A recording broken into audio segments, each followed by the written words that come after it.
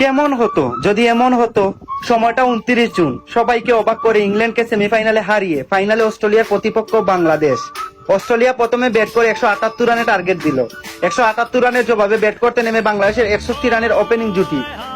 14 ওভারে রান দরকার 117। সাকিব আল হাসান এবং তানজিদ তামিমের অসাধারণ 50। ম্যাচ জয়ের দ্বার প্রান্তে বাংলাদেশ। শেষ ওভারে প্রয়োজন 11 রান। বোলিংয়ে বিশ্বসেরা বোলার মিচেল স্টার্ক এবং ব্যাটিংয়ে শেখ মাহাদি ও তাওহিদ হৃদয়।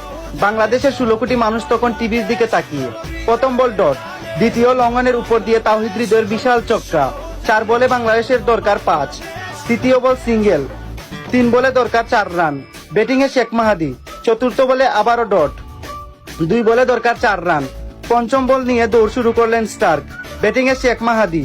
ডিপ টাপম্যান দিয়ে সজোরে হাঁকালেন মাহাদি এবং সঙ্গে সঙ্গে ধারাভাষ্যকার বলে উঠল, বাংলাদেশ উইন ফার্স্ট টি20 ওয়ার্ল্ড কাপ। আহ, কতদিনের স্বপ্ন পূরণ।